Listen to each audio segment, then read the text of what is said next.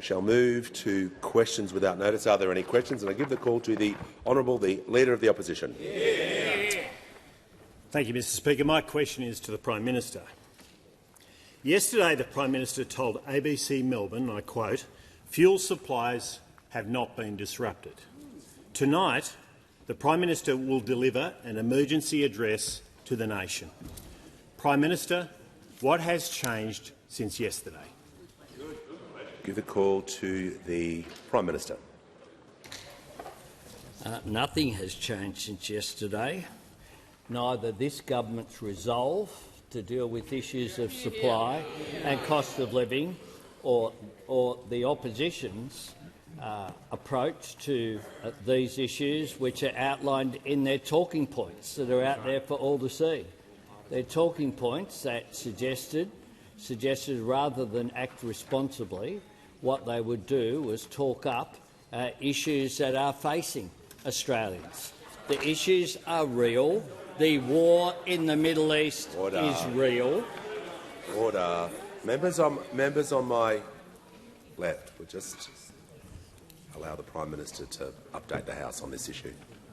Order. The war in the Middle East is absolutely real, and that is why I certainly agree with the statement, which is real as well. Well, I'm actually talking to Andrew Hastie, the Deputy Liberal Leader in the House of Representatives, said this, and this will be consistent with what I will say tonight. This is where every Australian has to just keep calm and carry on, do what they can to look after themselves and their neighbours. We've got a lot of oil and gas and other precious commodities trapped in the Persian Gulf behind the Strait of Hormuz. So until the war is resolved, we're going to feel supply pressures. That was real when the member for Canning said it. It's real when every member of the government understands it. But it's also real to say that every single shipload of fuel that was due to come here in March arrived on schedule. That is absolutely true. And what is required at times like this is to be considered, be orderly, work through issues, not to pretend there aren't challenges, and the government doesn't pretend that. They're being faced by the entire world, whether it be issues of supply down the track or whether it be income pressures that are on people, which is why we've acted on both of those issues in a responsible and orderly way, which is how my government operates. Call to the honourable member for Aston. Thank you, Speaker. My question is to the Prime Minister. How is the Albanese Labor government helping to shield Australians from the worst of the impacts of the war in the Middle East? Call to the Prime Minister. I thank the fantastic member for Aston, who 3 years ago today became the first government member to win a seat off the opposition in the House of Representatives in 100 years. In 100 years. And then turned that victory in a by-election into being re-elected as the member for Aston last May. Now, the war in the Middle East has caused the biggest spike in global fuel prices in history, and Australians are feeling and seeing that across the economy. I know people are doing it tough, which is why we've acted to make a real difference. From today, we've halved the fuel excise, directly helping families and businesses save 26 cents per litre at the pump. We're backing truckies, slashing the heavy vehicle road user charge to zero, and making sure that they get paid fairly and on time with the legislation that we brought before the Parliament just last week. Australia's National Strategic Reserve is now law, so that shiploads of fuel, fertiliser and other essentials can flow into our economy. And we're giving small business more economic breathing room and support through the Australian Taxation Office and the measures that we've taken there. Leaders across state and federal jurisdictions have adopted the National Fuel Security Plan. Importantly as well, adopted across the political spectrum, as well by the 8 states and territories, as well as the Commonwealth, so that we're ready for what may come in an orderly way. Planning, making sure that we put in place those procedures. No government can eliminate all of the pressure which is on right around the world. That's just the truth, and we're being straight with people about that. There are challenges ahead, but no matter what the world throws at us, we can take action, and we will continue to take action. And we'll do it in the Australian way, backing in our national interest, securing our economic resilience, making sure that any measures that we take to deal with short-term issues also set us up to be more resilient in the future, learning the lessons that are there from being at the end of supply chains and making sure that we deliver real support to people that make a positive difference as well. Navigating those rough seas which are there at the moment, but always with our eyes on the horizon as well on the future. Give the call to the Leader of the Opposition. My question is to the Prime Minister, and I refer to his previous answer. On Monday, the Prime Minister's statements included Australia's fuel supply outlook remains secure, and there is more fuel available today than there was prior to the war commencing. Since then, has the government received advice of any additional fuel carriers bound for Australia that have been delayed or cancelled? Give the call to the Prime Minister. The advice that I gave the Parliament on Monday was correct. Every single ship that was due to arrive here in March arrived. That is just a fact. And of the 81 ships that were due to arrive here in April, 6 of those were cancelled. They were more than replaced by 6 plus 3, 9 additional ships arriving. In addition to that, of course, extra fuel is available from that produced here, because what we did was change the standards for both petrol and diesel so that every bit of fuel that's produced here is kept here domestically as well. So that adds to supply as we go through. We continue to engage as well with our international partners. There's a range of further discussions will take place over future days, including over Easter. We'll continue to engage with our partners. We're a reliable supplier of energy security around our region. We expect that to be reciprocated. The Prime Minister has concluded his answer. Order. The Leader of the Opposition will take his seat. Order. The House comes to order. We'll hear from the Honourable Member for Barton. Thank you, Speaker. My question is to the Treasurer. What steps is the Albanese Labor government taking to help Australians with cost of living pressures brought on by the war in the Middle East, and how does that compare to other approaches? Call to the Treasurer. Speaker, what a wonderful addition to this parliament the member for Barton is already. I thank her for the question and her work in her local community in Sydney.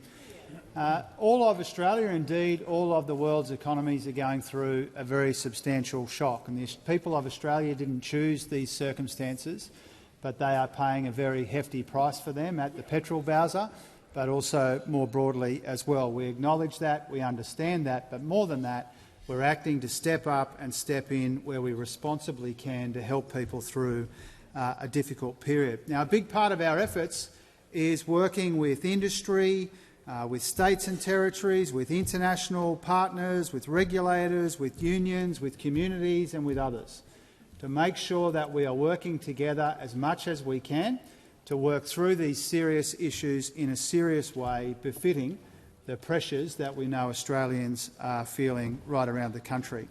And so our plan, whether it's about securing supply, making sure the distribution is working, cracking down on the rip-offs, helping with the cost of living and helping small business, all of that is about working in a cooperative way, a collaborative way where we can. And today, the Minister for Small Business, and supported by the Assistant Treasurer and others, brought together the peak business groups, the BCA and COSBOA, as well as the ABA, the Banking Association, to see what we could do to make sure in particular that our small businesses are being well supported. I want to thank the Small Business Minister for her work in this regard. And it also means, when it comes to the Tax Office, that the Tax Office is being supportive and flexible where it can, recognising the temporary pressures that a lot of wonderful Australian small businesses are feeling as a consequence of the war in the Middle East. Earlier this week, we cut the excise, halved the excise, to provide cost of living relief for motorists and truckies as well. The work done by the Transport Minister and others with the PM to ensure that that relief is already flowing. We've seen reports from the NRMA that that relief is already flowing today. Obviously, the full benefit will be felt in the coming days, but the NRMA has made it clear that that relief is already flowing. I've asked the ACCC to provide us with a report today on how that rollout is happening. So, Mr Speaker, the contrast here is really clear, and we see the contrast in the leaked coalition talking points that we read about this morning. This is a government working through serious issues in a serious way. What we know from these talking points, Mr Speaker, is that those opposite are desperately hoping that Australia fails. We know from their talking points they're desperately hoping that Australia fails because they see a political opportunity in that for them. Mr Speaker, is it any wonder that they were performing better under Susan Lee than they are under the member for Hume? Treasurer's time has concluded. Before I give the next call, I'll just do some acknowledgements. I'm pleased to inform the House that present in the gallery today is a Commonwealth Games Australian delegation, including Ben Houston, the President of the Commonwealth Games Australia, Craig Phillips AM of Commonwealth Games Australia, Patria Thomas, the Chef de Mission for Glasgow 2026, and Cody Lynch. We're also welcoming today Councillor Jill Whittaker, OAM, the Mayor of Campbelltown, as a guest of the member for Sturt. And also I see Mrs Yvette Darth, the former member for Peachtree in this place and the former Attorney-General and Minister for Justice in the Queensland State Parliament. And in the Southern Gallery is a group of students and teachers from Corrine Senior High School, visiting from the electorate of Moore. Welcome to you all. And I'll give the call to the honourable member for Clark. Speaker, my question is to the Prime Minister. Prime Minister, many Australians have lobbied tirelessly for gambling advertising reform. So you can imagine how interested we are in today's media report that the government is set to announce some reforms. To be clear, they are only a first step, though, because they will only partly address just one of the 31 recommendations in the Murphy report. So what is the veracity of today's report, and what's the government's plan to address the other 30 recommendations? Call to the Prime Minister. Thanks very much. The government has not made any decisions. We work things through in an orderly way, as I've said. To previous questions regarding gambling reform, we haven't concluded what we're doing. We've worked through and continuing to consult appropriate interested parties, including members of the crossbench. But I've made it also very clear that my view is probably different, it's fair to say, from the member for Clark. With respect, he's long been an advocate in these issues. I think that we need to get absolutely the balance right between people's right to have a punt and the view that I have, which is that it is too prevalent and that people, particularly young people, should be able to watch sport and not see a link between sport necessarily and gambling, that we need to de-link those issues. The government continues to work on these issues, and I don't know with regard to the member for Clark's suggestion about what's been supported and what hasn't been. When the government makes decisions, which we make collectively, we then announce them. I'll give a call to the honourable member for Chisholm. My question is to the Minister for Climate Change and Energy. With the war in the Middle East disrupting global supply chains, how has the Albanese Labor government acted to strengthen Australia's fuel security? Give the call to the Minister for Climate Change and Energy. Thank you very much, Mr Speaker. I thank the member for her question and likewise congratulate her on her contribution in this House in the time that she's been here. She is a much valued colleague, Mr Speaker. Now, Mr Speaker, securing Australia's fuel supply has been the focus for this government since the 28th of February, Mr Speaker. Since the National Security Committee met at 8 o'clock in the morning on the day after the bombing of Iran, Mr Speaker, that has been our focus, and in all the meetings since. It's been our focus when we changed the fuel quality standards. It's been our focus when we released 20% of the strategic reserve. It's been our focus when we changed the diesel standards. All actions undertaken by this government, not called for by the opposition, not suggested by the opposition. The opposition, when we've done it, says they've been too late, even though they've never suggested them in the meantime, Mr Speaker, never called for those actions. But it's also what's driven our legislation in relation to giving Export Finance Australia the capacity to support Australian importers and refiners to go and get the fuel that is available in the world for Australians, Mr Speaker. And I'm pleased to tell the House that the legislation, of course, passed the House on Monday, passed the Senate tonight, and will be submitted to Her Excellency the Governor-General for signature this evening, Mr Speaker. And subject to her agreement will be the law of the land and will be implemented tomorrow. But, Mr Speaker, we're not waiting. I can also tell the House that Export Finance Australia has been in detailed conversation with 10 separate companies about going and getting those cargoes, and those conversations started on Sunday. On Sunday, Mr Speaker, just after the Prime Minister and I announced this intervention. So this gives us the best chance, in a very difficult international environment, with supply chains under real pressure, with real pressure from the Middle East. Mr Speaker, it gives us the best chance to go and get those cargoes for Australians where we want them in the national interest, and that's a good thing. And we also continue our engagement with our supply partners, our international partners. This morning I met with my friend and much valued colleague, the Singaporean Minister for Energy, Dr. Seeling Tan, who is in Australia at the moment to discuss the energy crisis. I had a very good chat with him. He informed me he's gone to see Senate question time, which I told him was a very poor choice on his behalf, Mr Speaker, but nevertheless he's in the Senate chamber as we speak.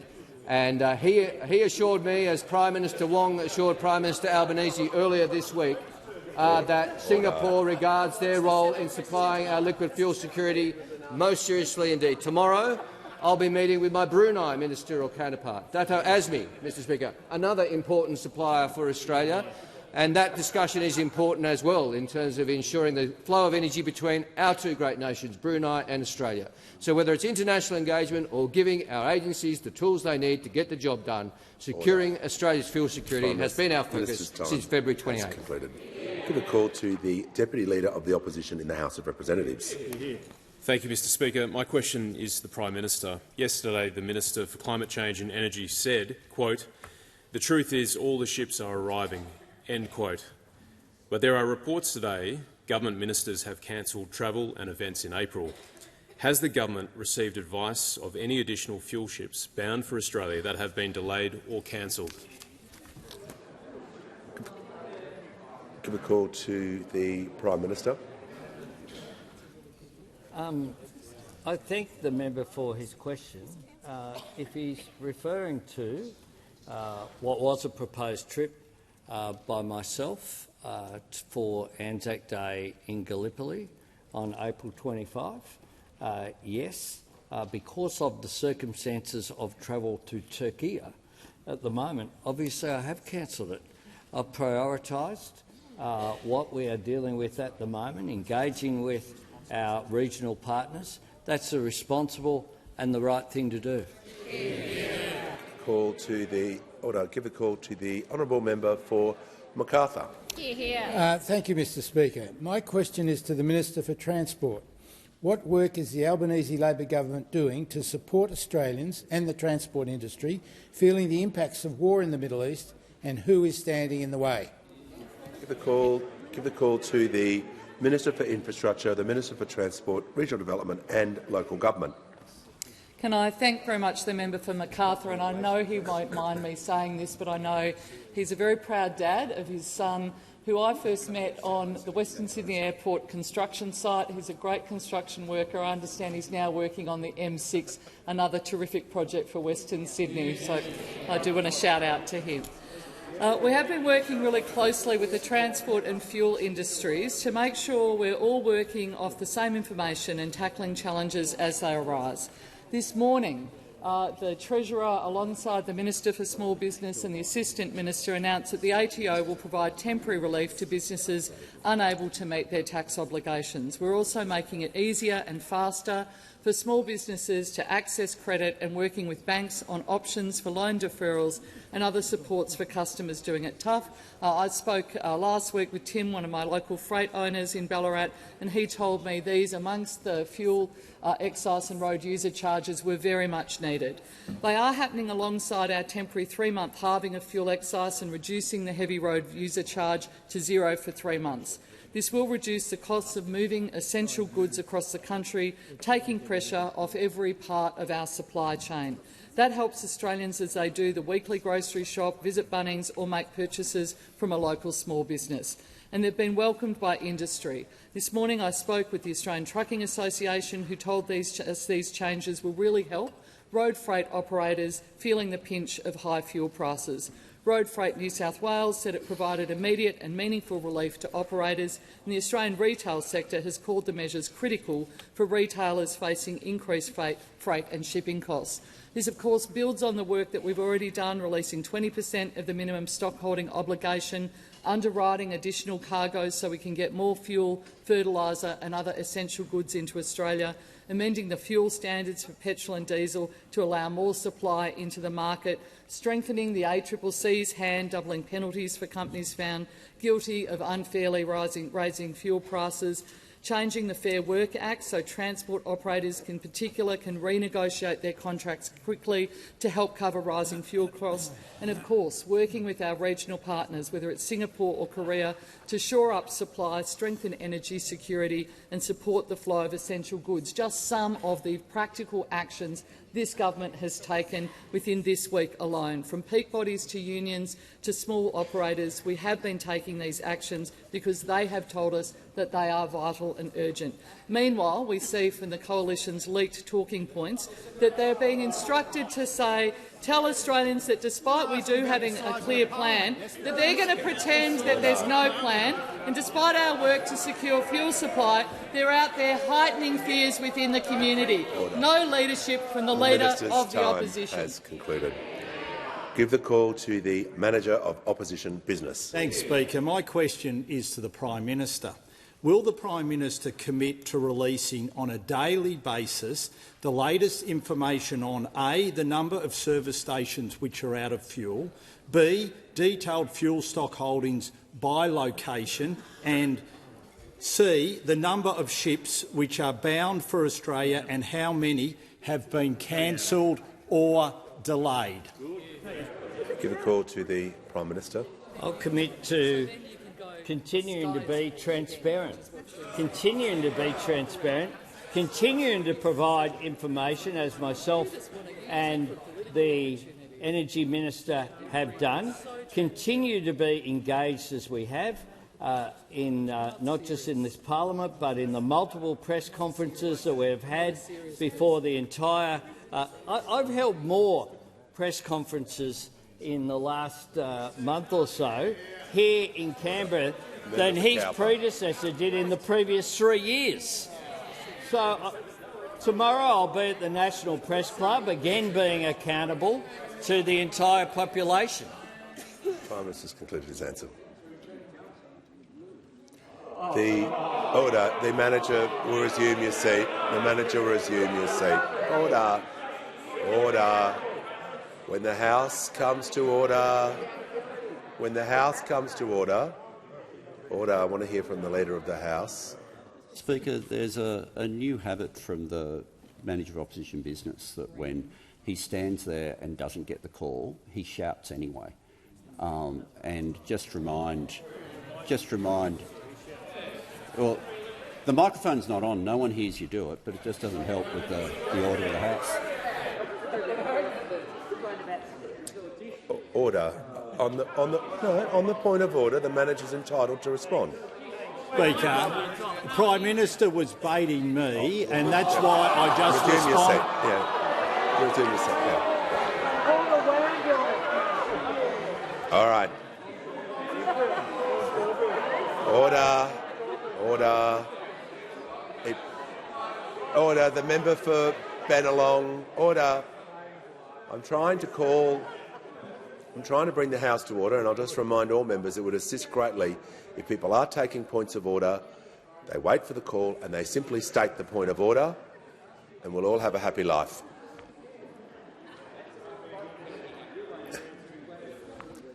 At least my life will be happier. Give the call to the Chief Government Whip. Why, thank you, Speaker. Patience is a virtue. My question is to the Minister for Employment and Workplace Relations. How is the Albanese Labor Government easing pressures on the road transport industry? Call to the Minister for Employment and Workplace Relations. Well, thank you, Speaker. I'd like to thank the member for Lawler for her question and, of course, her ongoing advocacy for truck drivers right across this country. The spike in fuel prices as a result of the conflict in the Middle East is putting pressure on families and businesses. Of course, our government recognises these are challenging times for Australians, including for our road transport industry. And that is why the Albanese Labor Government has taken swift action to secure our fuel supplies and ease pressures on businesses, households, truckies and the transport sector. Our government, of course, has reduced the heavy vehicle road user charge to zero from today for 3 months to help truckies continue their vital work for our nation. The government has also deferred the next scheduled increase in the heavy vehicle road user charge by 6 months.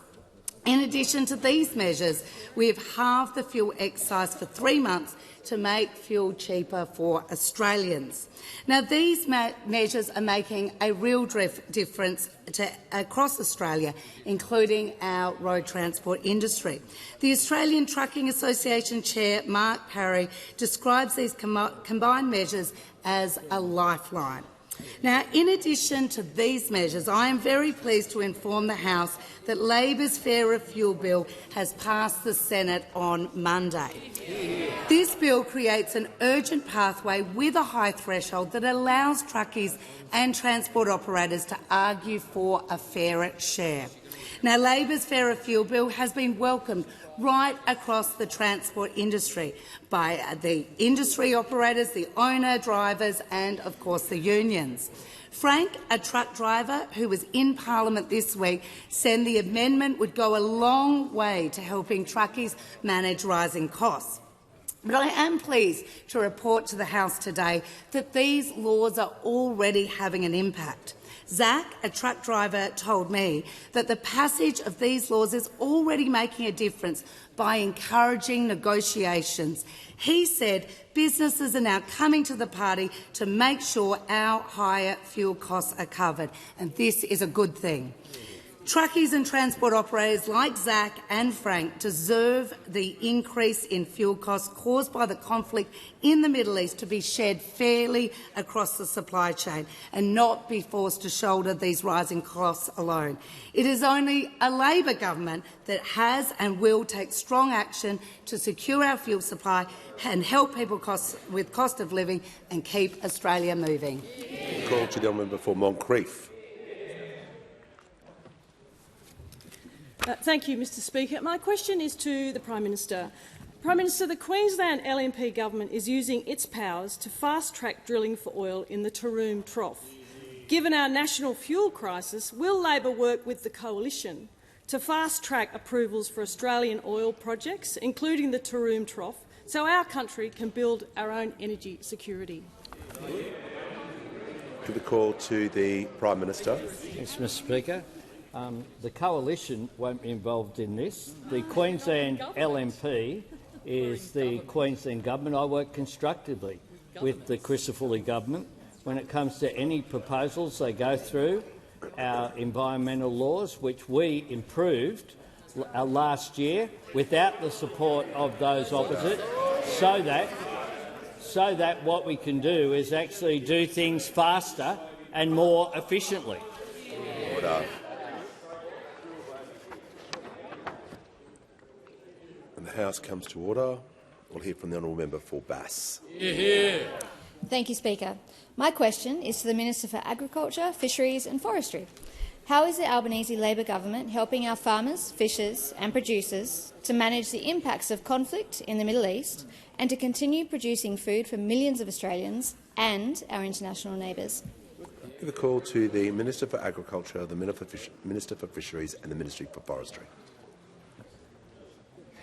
Thank you, Mr Speaker, and I want to thank my fabulous Tasmanian colleague, the member for Bass. And I know that the member for Bass has been talking to her farmers and primary producers in her electorate, like many people in this building have, about how the war in the Middle East is impacting them at the moment and impacting globally. And certainly we understand that the work our farmers and foresters do underpins our food security, our regional economies, our national economy and, of course, our critical trading relationships. And of course, over recent weeks, we do know that they have been facing some challenges due to this war in the Middle East and its global impacts. And that's why our government has been working day and night to help ease the pressure on our farmers and our fishers. We know that front of mind for our food producers is the fuel and the fertiliser, which is why we've been taking action to keep Australia moving and our farmers farming. We've passed legislation to underwrite the purchase of fuel and fertiliser by the private sector to help get these critical inputs into Australia and to our farmers that need them. We've, of course, halved the fuel excise on petrol and diesel. We've amended the petrol and the diesel standards and we're releasing up to 20% of our strategic fuel stockpile to get more fuel into our regions where our farmers need it. Because we understand how important particularly diesel is for our farmers, for keeping our trawlers and our fishing vessels moving and for ensuring our heavy vehicles can continue to deliver our world-class food and fibre. Our fertiliser supply working group is set to have its first meeting tomorrow. This group will build on the work already underway in our government and across industry to help improve the availability of fertiliser for our farmers. We've heard also from the Treasurer today, of course, how we're helping small businesses, including our farmers and our fishers, to access credit by extending the Small Business Responsible Lending Obligation exemption. And, of course, how the ATO will be establishing hardship measures which will also help our ag and our fishing industries. As I said yesterday, with engagement with the industry, we have taken the decision to defer the full cost recovery for export services for 1 year until 1 July 2027. And as the Chief Executive of the Australian Meat Industry Council, Tim Ryan, said yesterday, and I quote, "They have listened and they have responded to industry concerns." And, Mr Speaker, that is exactly what our government has been doing this whole time with the war in the Middle East. We have been working with industry, listening to their concerns, working together in the national interests, because all of us in this place and right across the country need to be working in the national interest, not going around with talking points to undermine what the government and industry are trying to do together. We should all be working to help shield all Australians, including our farmers and our fishers, from some of the worst impacts of this conflict in the Middle East. Before I call the member for Bradfield, I'd also like to welcome the Mayor of Mackay, Councillor Greg Williamson, as the guest of the member for Dawson. Give a call to the honourable member for Bradfield. Thank you, Mr Speaker. My question is to the Minister for Climate Change and Energy. The government's East Coast gas reservation is due to start next year. It will compel the 3 Queensland LNG exporters to reserve up to 25% of our gas for domestic market. While most gas producers support the scheme, some like Beach and Senex have asserted that it could crush gas supplies. Minister, at the same time as you work urgently to end our reliance on costly fossil fuels, will the government stand firm on the domestic gas reservation scheme to ensure that our resources work for us and not multinational corporations? Call to the Minister for Climate Change and the Minister for Energy. Well, thank you very much, Mr Speaker. I thank the honourable member for the question. The answer is that we are very much, absolutely, confirmed and determined to introduce the gas reservation policy announced by the Minister for Resources and I just before Christmas. And we announced it would start on the 1st of January 2027, although we announced that also from the date of announcement we would regard any contracts entered into at that point as being new and therefore covered by the new regime. The Minister for Resources and I have been consulting very deeply. We called for submissions in December. Those call for submissions closed about a fortnight ago. We received, I think it's 53 submissions that the Minister and I have been working through very carefully. We are now engaged in detailed design. There are a number of elements that need to be determined in close consultation with industry. And by industry, I don't just mean gas producers, I also mean heavy industry gas users. We are talking to both sides of the equation, if I put it that way. That's what a good government does, consults deeply. But ultimately, the Cabinet will decide the parameters of the gas reservation on the recommendation jointly of the Minister of Resources and I, and we intend to make sure it works for Australians, because the gas that's under our soil and our waters should be gas that the Australian people have first rights to when it comes to the needs of heavy industry and the Australian energy system. Give the call to the honourable member for Holt. Thank you, Mr Speaker. My question is to the Assistant Treasurer and Minister for Financial Services. In the face of global instability, how is the Albanese Labor government taking practical action to protect Australians from rising cost of living pressures and crack down on unfair fees and hidden charges? Give the call to the Assistant Treasurer and the Minister for Financial Services. Speaker, I thank the amazing member for Holt, who has been an absolute champion for consumers throughout her time in this place. Speaker, we know that Australian families, Australian workers, farmers and businesses are doing it tough right now. Conflict in the Middle East means higher fuel costs, higher inflation and supply pressures. That's why the Albanese government is focused on strong, practical action that makes a real difference to household budgets and helps Australians deal with cost of living pressures right now. We've acted to make fuel cheaper for the people who need it by halving the fuel excise and reducing the road user charge for heavy vehicles to zero, cutting costs for families at the Bowser and for truck drivers moving goods across the country. And to ensure these savings are passed on, we've backed that up by increasing maximum penalties for price gouging to $100 million, so unfair and illegal profiteering is met with real consequences. Today we also welcomed efforts by regulators and industry. The member for Fisheries has been interjecting all throughout question time. So you'll leave the chamber. Constantly, in the last answer and this answer, that voice continues to chime in. And don't act surprised, because if people are going to continually interject non-stop, everyone's had a pretty good go this week, but people have just got to control themselves. The Minister will continue. Today, we also welcomed efforts by regulators and industry that provide support at this difficult time. Through greater flexibility in the tax and in the banking systems, practical support to ensure businesses can continue operating, employing Australians and delivering essential goods and services. And we're also cracking down on unfair business practices that quietly drain family budgets. Whether it's hidden fees added at the last click or subscriptions that are hard to cancel, this government, through the hard work of the Assistant Minister, Lee, who introduced legislation to ban unfair trading practices today, is putting a stop to business tactics that cost Australians time and money and which sap their confidence. By strengthening protection against unfair contract terms, banning unfair trading practices, tackling subscription traps and banning drip pricing, we're cracking down on sneaky tactics that quietly rip people off. There are many products that deliver little or no value. Subscriptions to news sites that you only use once, ongoing charges for apps that your kids downloaded, or membership of the Liberal Party. That's because, while under our consumer laws...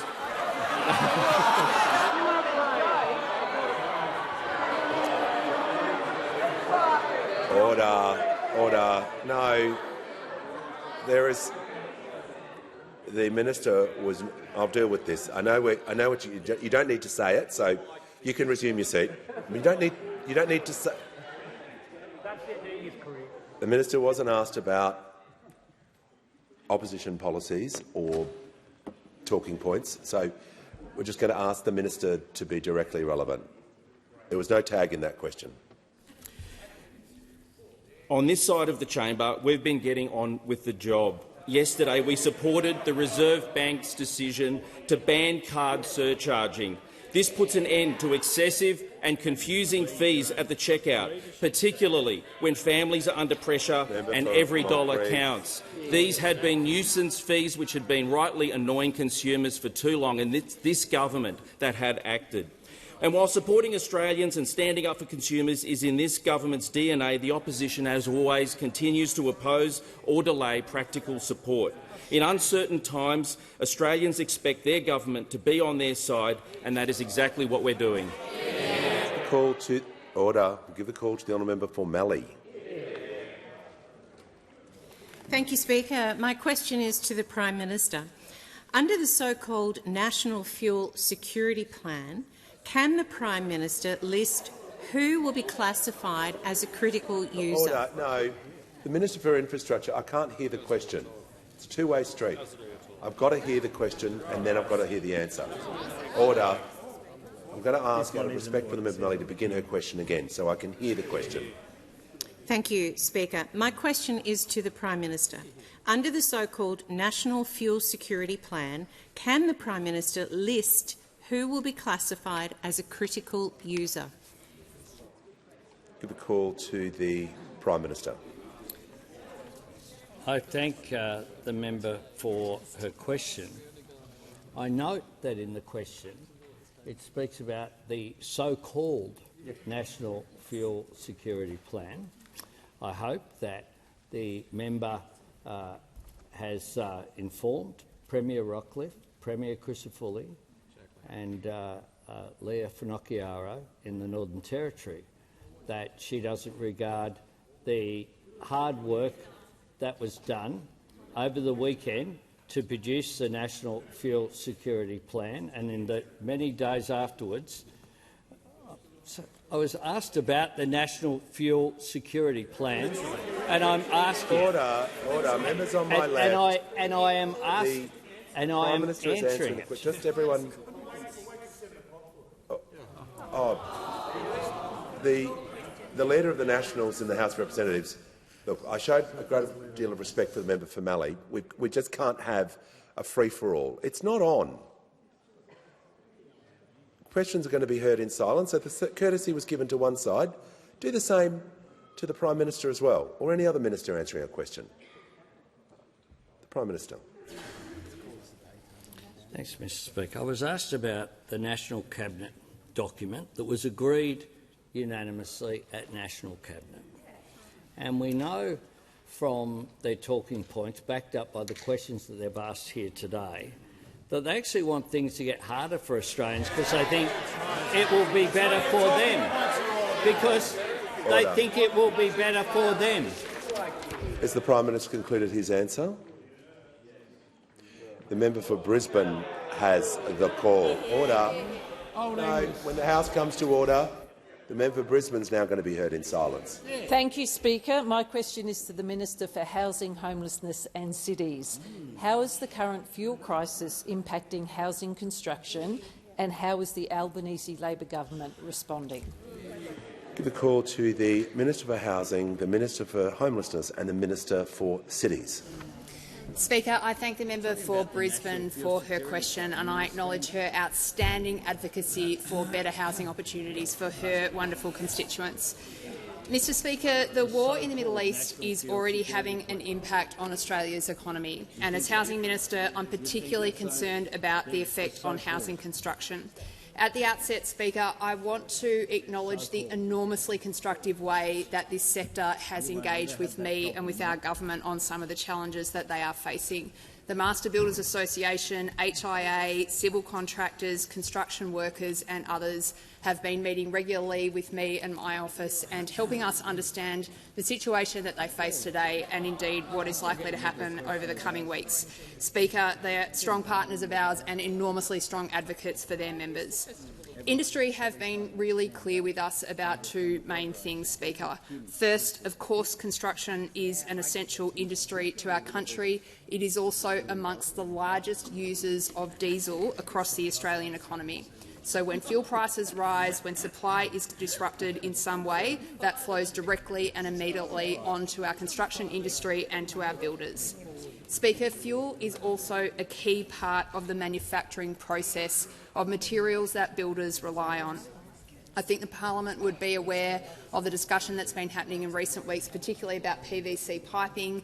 That is a good where oil is a direct input, and, Speaker, we usually buy that product from other countries which are experiencing issues managing the fuel shortages. Speaker, there is one very important and immediate priority that the sector have put to me, and that is our government doing everything that we can to secure fuel supply.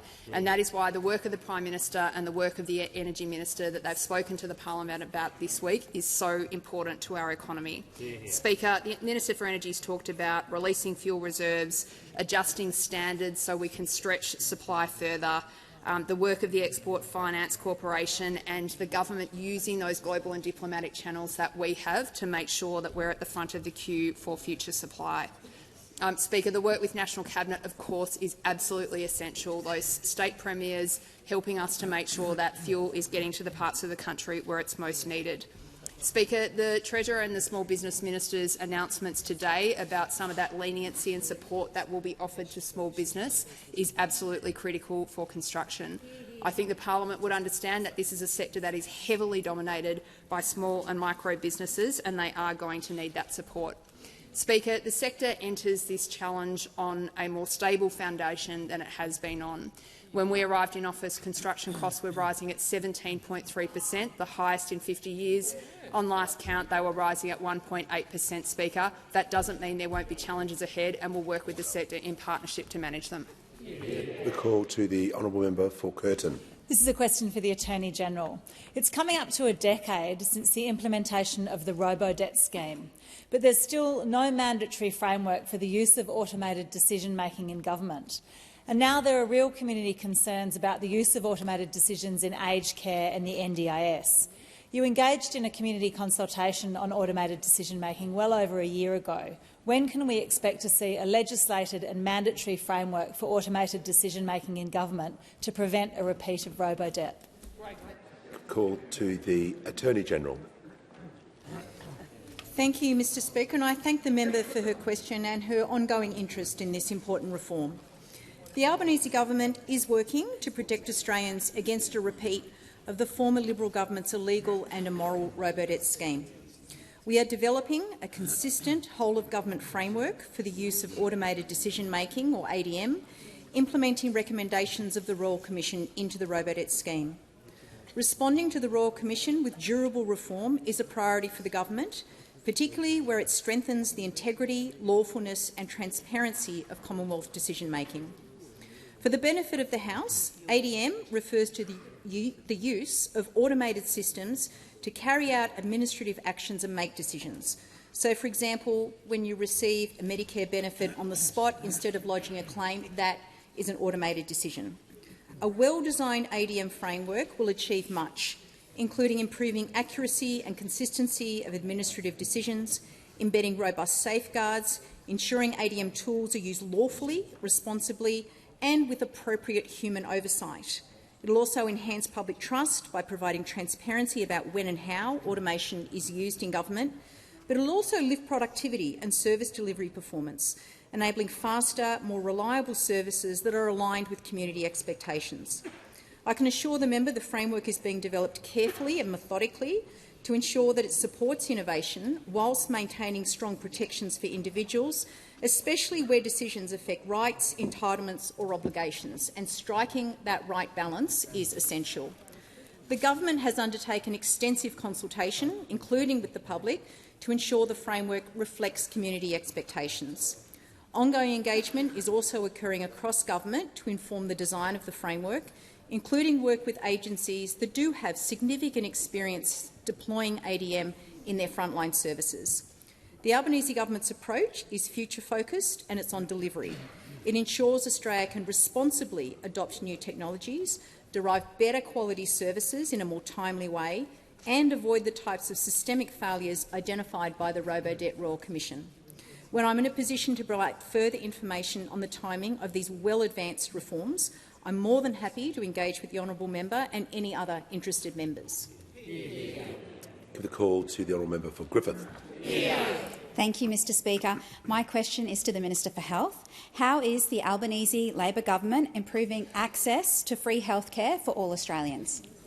Call to the Minister for Health and Ageing, the Minister for Disability and the National Disability Insurance Scheme. Yeah, thank you, Speaker, and the member for Griffith. She's made a terrific contribution already in her first year in this place, and I know that in health that contribution is very much shaped by her time as the CEO of the Kookaburra Kids Foundation, a terrific service that supports kids who are impacted by family mental illness.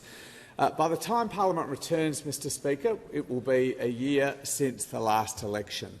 And we have been busy delivering on all of the promises, all of the commitments that we made to the Australian people back in last May, including to strengthen Medicare, Mr Speaker. Now, central to that particular commitment was the record investment we made to turn around bulk billing on the 1st of November, Mr Speaker, and already more than 3,600 general practices across Australia now are bulk billing all of their patients all of the time. Now, we didn't expect to get to that number until 2028, but we are there already. And I'm pleased to say in the member for Griffith's electorate, the number of 100% bulk billing practices has doubled since November, Mr Speaker. But we're also delivering new models of care to better meet the needs of modern Australia. Today we've got 134 Medicare urgent care clinics open for business, delivering high-quality urgent care for people who have non-life-threatening emergencies, Mr Speaker. Order. More than 2.7 million Australians fully bulk billed. And on January the 1st, 1-800 Medicare opened for business. It is delivering high-quality health advice 24/7, 365 days a year, as well as a referral to a free telehealth consult with a GP after hours on weeknights and right across weekends if the triage nurse thinks that's appropriate. But today I particularly want to say that the Assistant Minister for Mental Health and I were delighted to announce the next phase of Medicare Mental Health Check-In. Again, a service that's convenient, that's free, that's backed in by Medicare. And from this week, that service will also provide Australians with low-intensity therapy services online, over the phone, by qualified professionals, particularly for Australians who are experiencing more moderate or more temporary episodes of mental distress. Better care for them, of course, but also taking pressure off the higher-intensity mental health services. Importantly, no need for a GP referral. Importantly, no out-of-pocket expenses. And importantly, high-quality care backed in by Medicare, Mr Speaker. That's 12 months of delivering on our commitment to strengthen Medicare, changing the lives and making a real difference to millions of Australians.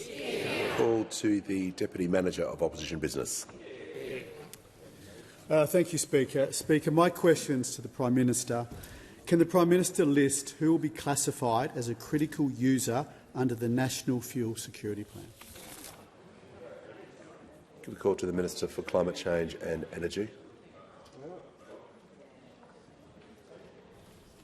Thank you, Mr Speaker. I thank the honourable member for his question. And the National Fuel Security Plan, as agreed by National Cabinet, does say that there would be preference given to critical users such as life-supporting services, utilities and emergency services. Also relevant, Mr Speaker, although we've made very clear we do not contemplate needing to use the Liquid Fuel Emergency Activities Act, the instrument that is current outlines the essential and critical services. They are an ambulance service, a corrective service, a fire or rescue service, a police service, a public transport service, a state emergency service or equivalent organisation, or a taxi service. Mr Speaker, this is determined by a determination issued by the Minister for Energy. I'm happy to table the current determination, which reads, I, Angus Taylor, Minister for Energy, make the following determination. I want to give the call to order.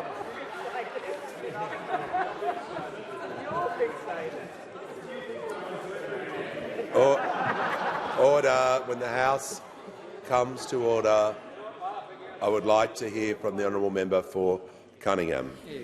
Thank you, Speaker. My question is to the Minister for Education. What action is the Albanese Labor government taking to reform higher education and build the workforce of our future? give the call to the Minister for Education. Well, thanks very much, Mr Speaker. Can I thank my friend, the classy member for Cunningham, for her question. Can't get anything past you, Daz. Order. Mr Speaker, under Bob Hawke and Paul Keating, the number of kids finishing high school jumped from about 40% to 80%, and that was nation-changing reform. It created businesses and a workforce that otherwise wouldn't exist. And a couple of years ago, I released the Universities Accord. What that says is that over the next few decades, we'll need a workforce where 80% haven't just finished school, but they've gone on to TAFE or to university as well. And the Accord sets out a plan for us to get there. Over the last few years, we've bitten off a big chunk of it. We've cut student debt. We're rolling out paid prac for teaching students and nursing students, midwifery students and social work students. We're rolling out free TAFE and study hubs in the bush and now, for the first time ever, in the outer suburbs. And we're funding more places at university. And this week we took the next step. This week, just yesterday, we passed legislation to set up the ATEC. That's the Australian Tertiary Education Commission. And that'll help us to break down the barrier between TAFE and university, make it easier to move between the two, make it easier to get a degree cheaper and faster. And it'll also help to end the hunger games where universities are eating each other alive for students. Instead, the ATEC will allocate places to individual universities. And it will also help more kids from poor families, from the regions and from the bush to get a crack at going to uni in the first place. In the next few months, I'll introduce legislation that will guarantee a place at university for kids from poor families, from the regions and from the bush, if you've got the marks or you've got the skills to take on a degree. If you've got what it takes, you will get a place. And the Australian Tertiary Education Commission will help us to roll all of that out. That'll change what universities look like. But we've also got to change the way universities act. Students have got to be their top priority, and that's what the Student Ombudsman is all about. The boards of universities have got to become more accountable, and that's what the next stage of reform is all about, including the use of consultants. And the university regulator, TEXA, needs better powers to be able to act where universities don't or won't, and that legislation is coming too. The call to the member for Clare. To the Prime Minister. The Great Western Highway is closed indefinitely, and 2 days ago a car accident on Chifley Road shut down all access in and out of the Central West. Ian Fitzgerald, who operates ICF Haulage, has 14 permanent employees. He's about to start laying them off because this closure is sending the business broke. Last week in question time, you said that the truth is that all governments, state and federal, should have done something about this. It's true. So will your government now lead on delivering a support package for our local businesses being smashed up by this closure? Call to the Prime Minister. I thank the member for Clare for his question, and it follows a question he asked in the House last week. I committed then to speak to Minister Jenny Aitchison in New South Wales, and I did so, as did the Minister for Transport here. We've also been closely engaged, of course, with your colleague on this side of the House, the member for Macquarie, who has been very concerned. I visited Mount Victoria and that part of the community with the member for Macquarie on a number of occasions over the years, so I'm very conscious that if the road there is shut, then it has a real impact on the wonderful small businesses delivering services, in particular in the tourism sector, but others as well in that community. As you're aware, it remains closed at Mitchell's Causeway following what was a major geotechnical failure. New South Wales has advised that the road is not safe and it can't reopen until it is safe, and there can't be any shortcuts when it comes to safety. Management of the closure and the reopening decision, of course, sit with the New South Wales government, who are responsible for that area of the road network and the expert advice that they receive. Now, it is expected Based upon that advice, the New South Wales Minister informed me that it's expected to remain in place for at least 3 months. This is a serious issue. The Australian government has announced assistance for small business today, including temporary tax relief for businesses unable to meet their tax obligations due to fuel supply issues, but it also includes more generous payment plans, remission of interest and penalties, and supporting varying pay-as-you-go instalments where there's been a downturn in taxable income. New South Wales has also put in place significant support for business and commuters.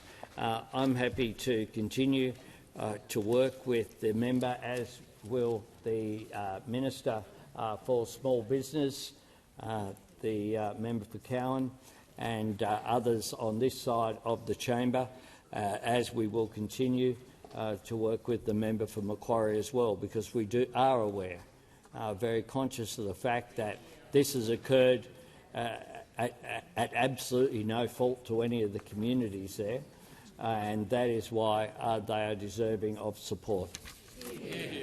Give the call to the member for Canberra. Thank you, Speaker. My question is to the Minister for Social Services. How is the Albanese Labor government delivering cost-of-living relief for Australians, including in the social services portfolio, and are there any risks to this? Well done. Give the call to the Minister for Social Services. Thank you so much, Mr Speaker, and thanks so much to the member for Canberra for her question.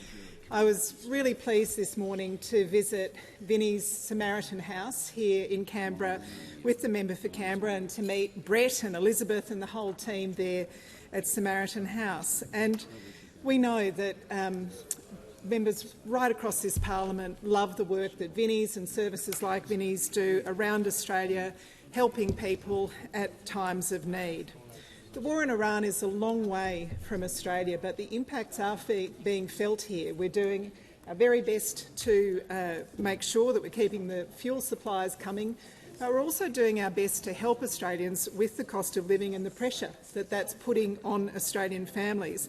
So I was very pleased today to be able to announce that the Albanese Labor government is investing an extra $11.7 million in emergency relief funding for services like Vinnie's and others right around Australia.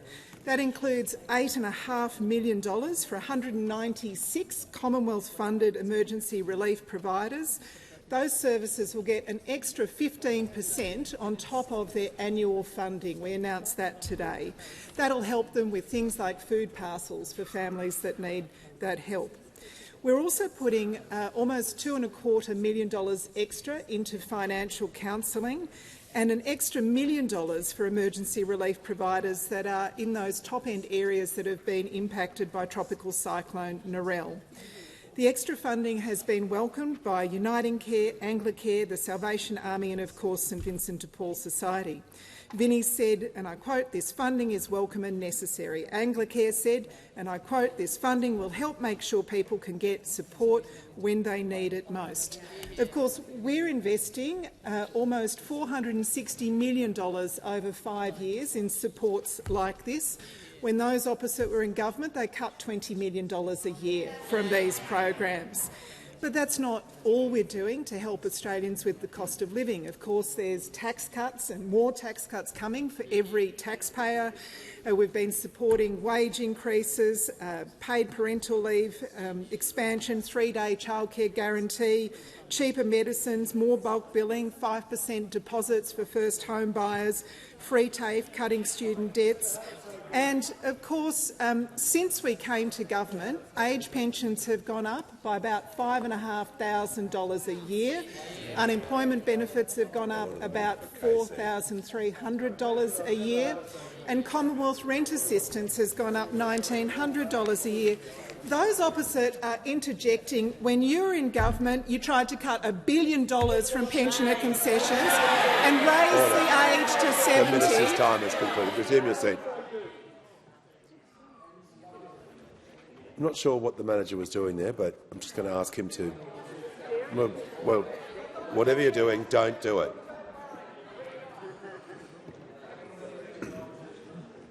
We'll hear from the honourable member for Capricornia. Thank you, Mr Speaker. My question is to the Prime Minister. Has the government received advice of any additional fuel ships bound for Australia that have been delayed or cancelled? Call. Order. Order. Order. The member for Nichols. Order. When the House comes to order, we'll hear from the Minister for Climate Change and Energy. Thank you, Mr Speaker. The Prime Minister has already answered that question. The answer is no. The answer is no. Order. Mr Speaker, the situation remains, as the government has said on multiple occasions. There were 6 ships scheduled to arrive sometimes in April that were cancelled, and they have been replaced and then replaced by more with 3 spot cargoes, and I expect that number of spot cargoes to increase materially with the passage of the government's bill to enable Export Finance Australia to support the import of fuel. And I can confirm that for the month of April, orders that are finalised and confirmed amount to 2 billion litres of diesel, 719 million litres of petrol and 740 million litres of crude. Now, Mr Speaker, I'm not quite sure what case the opposition is trying to make here, but the case that the government is making is that the international circumstances are very uncertain. There is a massive impact on the global supply chain of oil and petrol, as we have been saying all through March. But our job is to secure, as best we can, the supply of fuel in those circumstances, and that's exactly what we've done. And we have provided information on that transparently each and every day, and I'll continue to do so over Easter, Mr Speaker. The call to the honourable member for Melbourne. Thank you, Speaker. My question is for the Prime Minister. At a time of global uncertainty and economic pressure, how is the Albanese Labor government fulfilling its commitments and delivering for Australians? The call to the Prime Minister. I thank the member for Melbourne for her question, the best member for Melbourne we've had here for some time. Mr Speaker. We have always looking for unity, Mr Speaker. Always looking for unity across the parliament. Mr Speaker, we know that Australians at the moment are feeling anxious about what is happening on the globe. They watch it. The Middle East war means there are real pressures on people. The uncertainty that's there from how it will end, when it will end, means that uncertainty is there. We acknowledge that. We're dealing with it. The job of leadership is to deal with immediate issues as they arise, but also to always have your eye on the horizon and how we build a stronger Australia going forward. And that is what we have responded to. The biggest spike in global fuel prices in history by cutting the fuel excise in half, establishing the National Strategic Reserve, delivering a national fuel security plan to make a real difference. But at the same time, we've been focused on the agenda that we took to the election last May. Just this week, we have delivered on better wages, fairer prices and a stronger Medicare. We've abolished unfair junior pay rates. We've ended credit and debit card surcharges. We've taken action on unfair hidden fees and subscription traps online. And from today, Medicare mental health check-in service has started. From today. Another week in a year of delivery, ticking off our commitments one by one. 134 Medicare urgent care clinics open, just 3 to go. Cheaper medicines, more GPs bulk billing every patient. The biggest ever investment in women's health, including 33 endo clinics. 230,000 Australians owning their own home for the first time with just a 5% deposit. The 20% cut to student debt delivered. Gender pay gap at an all-time low. Over 300,000 families and businesses with a cheaper battery going forward. $10,000 incentives for construction apprentices and paid prac. 750,000 enrolments in free TAFE. An income tax coming in Order. July. The member for Goldstein. This The is member the for last Goldstein. question time, Order. of course, before the budget. We haven't bothered to have a question from the Shadow Treasurer in the last question time before the budget. It shows that their focus is not on talking Australia Order. up, just talking things down. Order. Prime Minister. And on that note, Mr Speaker, I ask that further questions be placed on the notice paper.